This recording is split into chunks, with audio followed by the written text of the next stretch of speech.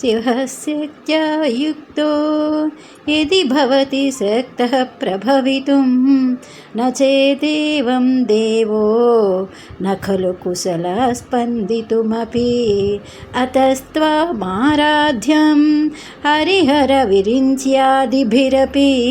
प्रणन्तुं स्तोतुं वा कथमकृत पुण्यप्रभवति। పరాశక్తితో కలిసి ఉన్నప్పుడే ఈశ్వరునిలో శక్తి ఉంటుంది. ఆ దివ్యశక్తి తోడు లేకుంటే పరమశివుడైనను కదలుటకు కూడా శక్తిహీనుడే. అందుకనే ఆ శక్తిని ఆరాధించి హరిహర బ్రహ్మలు సృష్టి స్థితి లయలకు కారణభూతులయ్యారు. పుణ్యం లేని వారెవ్వరూ ఆ జగన్మాతను స్తుతించడానికి అర్హులు కారు. నాకు శక్తి ఉంది అంటే మనం తరచూ వింటూ ఉంటాం కదండి. ఆ శక్తి అనేక రకాలు. కొందరికి రాసే శక్తి, కొందరికి మాట్లాడే శక్తి, కొందరికి అభినయించే శక్తి.